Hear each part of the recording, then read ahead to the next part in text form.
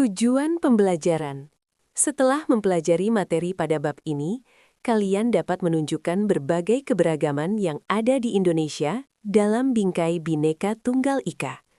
Menunjukkan sikap menerima terhadap perubahan sosial yang terjadi di lingkungan sendiri, nasional maupun global. Pernahkah kalian melihat video atau membaca tulisan yang menunjukkan persatuan dalam masyarakat Indonesia?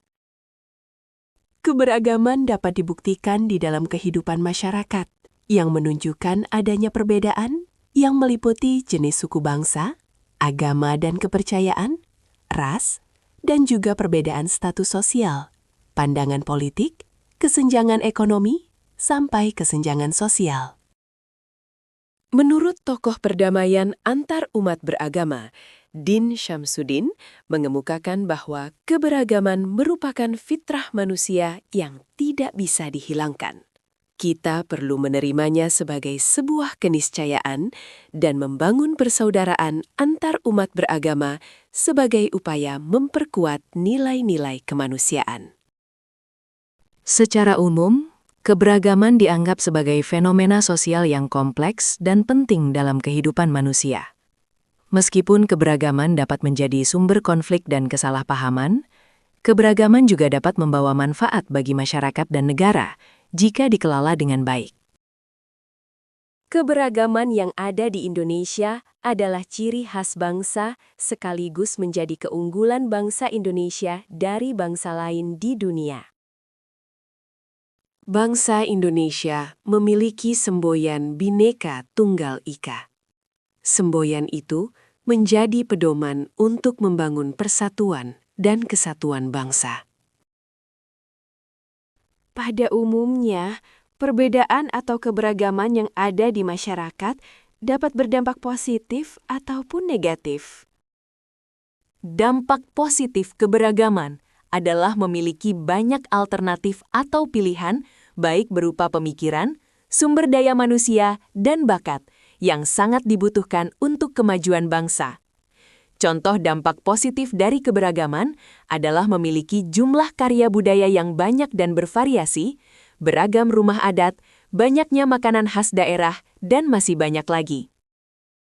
Adapun dampak negatif dari keberagaman adalah munculnya benih konflik, karena merasa golongan atau pihaknya saja yang paling benar, yang diakibatkan oleh adanya kesulitan beradaptasi dalam suatu kesatuan. Munculnya perasaan kedaerahan dan kesukuan yang berlebihan dan disertai tindakan yang merusak persatuan dapat mengancam keutuhan NKRI. Keberagaman dalam masyarakat dapat terjadi disebabkan oleh beberapa faktor, yaitu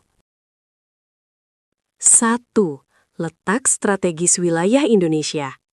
Lalu yang kedua yaitu dikarenakan sebagai negara kepulauan. Ketiga, perbedaan kondisi alam kemudian. Keempat adalah faktor transportasi dan komunikasi.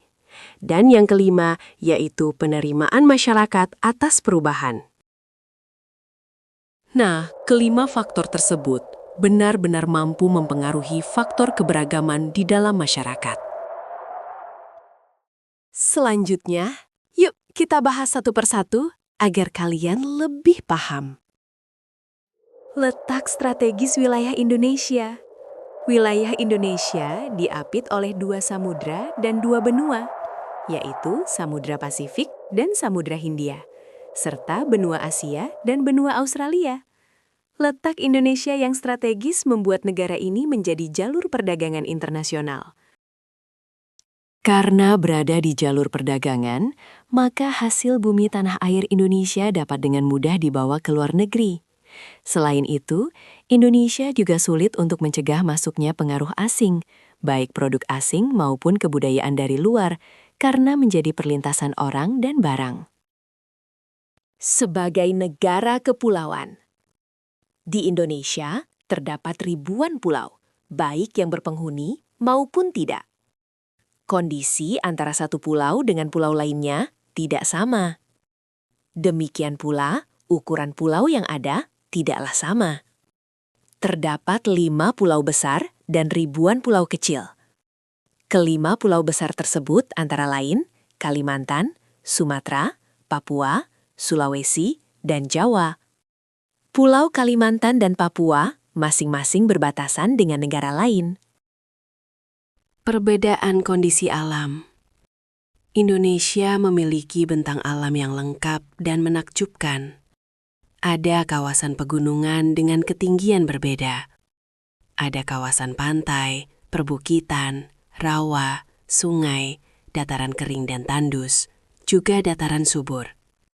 Kondisi alam yang berbeda itu mengakibatkan terjadinya perbedaan pada apa yang tumbuh di atasnya. Ada lahan yang cocok untuk tambak atau pembuatan garam. Kondisi alam yang berbeda itu menjadikan masyarakat yang tinggal di sana beradaptasi, seperti dalam hal membuat bentuk rumah, makanan pokok, pakaian, juga ragam kesenian sebagai ekspresi masyarakat. Transportasi dan komunikasi. Kemajuan transportasi membuat perpindahan orang maupun pertukaran barang menjadi lebih cepat dan mudah. Sebuah daerah yang memiliki infrastruktur atau daya dukung komunikasi yang baik dan terbaru akan lebih cepat menerima informasi dan menyebarkannya dari dan ke berbagai wilayah lain. Sebaliknya, wilayah dengan sistem informasi yang tertinggal akan terlambat menerima informasi terbaru dan cenderung akan tertinggal. Penerimaan masyarakat atas perubahan. Persepsi masyarakat akan hal-hal baru tidak selalu sama. Tidak selamanya hal-hal yang baru itu menguntungkan bagi masyarakat. Namun, bagaimana sikap masyarakat terhadap hal-hal baru atau asing tersebut?